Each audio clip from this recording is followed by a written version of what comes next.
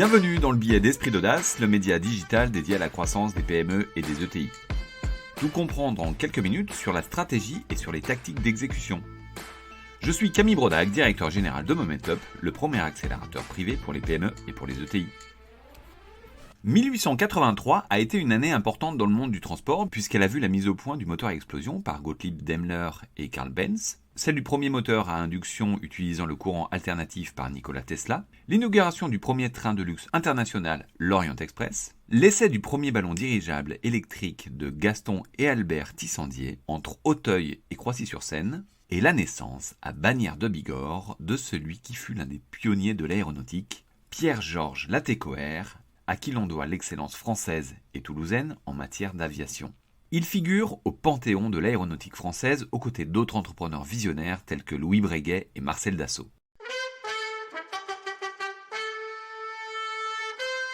Dans cette désormais traditionnelle biographie mensuelle du billet d'Esprit d'Audace, nous allons donc nous intéresser à Pierre-Georges Latécoère. Pierre-Georges Latécoère est né dans un milieu relativement aisé. Son père était industriel, ayant fondé les ateliers de menuiserie et de mécanique générale Gabriel Latécoère, une usine d'environ 150 salariés permettant à Pierre-Georges de bien vivre et de faire des études. En 1906, il sort de Centrale Paris et rentre vite à Bagnères de Bigorre pour prêter main forte à sa mère qui porte à bout de bras l'usine familiale suite au décès de son père un an auparavant. Lorsqu'on regarde dans le rétroviseur, on se rend compte que les opportunités font toujours légion et que la chance sourit aux hyperactifs audacieux et talentueux qui savent se projeter dans les métiers d'avenir. Jean-François Caille, fondateur du groupe Phil, pionnier de la révolution industrielle à qui on a consacré un précédent billet, a fabriqué aussi bien des machines de distillation que des trains et des ponts métalliques. Étienne Mimard, le fondateur de Manu France, à qui nous avons également consacré un billet, a lui aussi eu des diversifications heureuses, car d'armurier, il est devenu également fabricant de bicyclettes, de machines à coudre, et est devenu un as du marketing.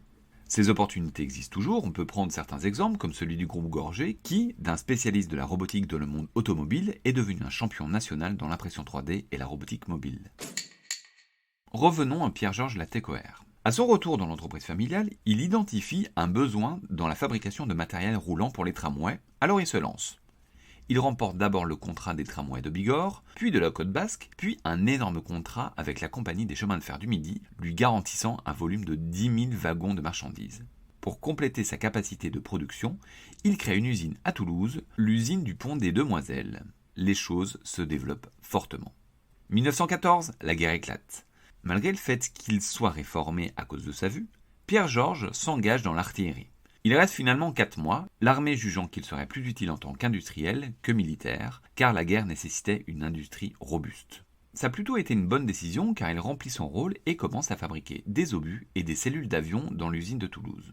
En 1917, il recrute un jeune ingénieur brillant, Marcel Moine, qui restera à ses côtés pendant des années. Là où Latécoère portait la vision, Moine portait l'ingénierie et la technique. À la fin de la guerre, en 1918, son usine fabrique 6 avions par jour. Bon, 18 encore, la guerre est finie, la société s'est bien développée grâce au conflit, mais se retrouve avec une centaine d'avions sur les bras.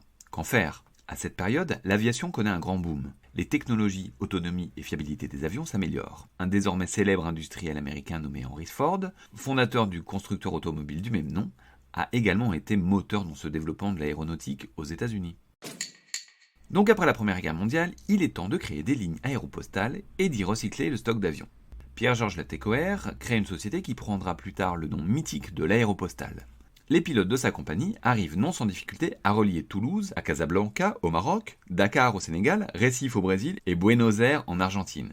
Bon, ce n'étaient pas des directs car il y avait plein d'escales, mais la communication s'accélère et le monde s'ouvre. Cette révolution se fait grâce à l'industriel qu'est Latécoère, mais aussi grâce à des pilotes qui payent parfois de leur vie cette avancée à cause de matériel pas forcément toujours fiable ou d'événements plus rocambolesques et dramatiques comme des captures par les tribus morts en Afrique. Parmi ces pilotes, on retrouve des anciens pilotes de guerre, mais également une génération plus jeune, avec quelques noms désormais connus comme Jean Mermoz et bien entendu Antoine de Saint-Exupéry, qui s'est inspiré de sa vie de pilote de l'aéropostale dans son roman Vol de nuit.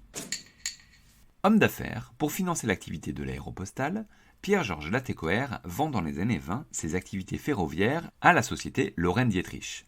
Pour la petite histoire, Lorraine Dietrich sera ensuite reprise par le fabricant de moteurs Gnomeron, qui sera racheté par l'État au sein de la SNECMA, qui, après sa fusion avec Sagem en 2005, deviendra le groupe Safran. En 1927, Pierre-Georges Latécoère vend la société aéropostale à un homme d'affaires, Marcel Bouilloux-Lafont, qui continue son développement. En 1930, la société possède un aéroport à Toulouse, exploite 17 000 km grâce à 80 pilotes, 250 mécaniciens, 53 radios, 250 marins, 218 avions, 21 hydravions et 8 navires. Le développement fulgurant de l'aéropostale est stoppé net par une affaire politico-judiciaire impliquant Marcel Bouilloux-Lafont. En gros, la crise de 29 a fragilisé la société qui était sous perfusion de fonds publics, et les autorités se sont rendues compte que Bouilloux-Lafont a employé les fonds pour verser des pots de vin aux autorités brésiliennes et argentines. Vu que Bouilloux-Lafont était également engagé en politique, l'affaire fit grand bruit et la société fut liquidée et reprise à la barre par l'État au travers d'une société publique nommée la Société Centrale pour l'exploitation des lignes aériennes, qui sera par la suite renommée Air France. Après ces deux cessions, Pierre-Georges Latécoère garde les activités de fabrication d'avions et notamment les hydravions. Ils sont de plus en plus gros, permettent de faire voler de plus en plus de monde et de plus en plus loin.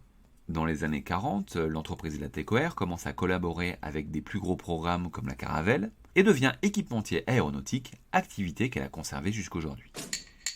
Pierre-Georges Latécoère mourra en 1943, laissant orphelin un fleuron de l'aéronautique.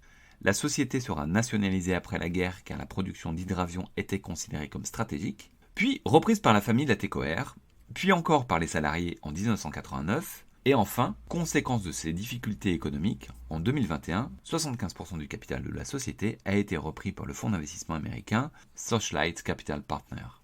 Aujourd'hui, la société réalise environ 400 millions d'euros de chiffre d'affaires et emploie près de 5000 personnes dans une dizaine de pays et reste un fleuron de l'aéronautique. Pierre-Georges Latécoère a été un entrepreneur visionnaire de l'aéronautique. Son audace se résume finalement à une des citations qu'on lui connaît. J'ai fait tous les calculs, il confirme l'opinion des spécialistes. Notre idée est irréalisable. Il ne nous reste plus qu'une chose à faire, la réaliser. Ce billet a été fait en collaboration avec Momentup, le réflexe croissance des PME et des ETI. Un grand merci aux équipes pour m'avoir aidé à le préparer. Si vous avez des problématiques de croissance, que ce soit de la croissance externe, croissance organique ou croissance collaborative, vous trouverez un lien Calendly vers mon agenda en commentaire de ce billet afin que nous puissions prendre quelques minutes pour en parler. Ce billet est disponible sur toutes les plateformes de podcast et relayé sur les réseaux sociaux, notamment LinkedIn. S'il vous a plu, n'hésitez pas à vous abonner, le noter sur les différentes plateformes de diffusion, en parler autour de vous et nous laisser des messages et suggestions. À la semaine prochaine!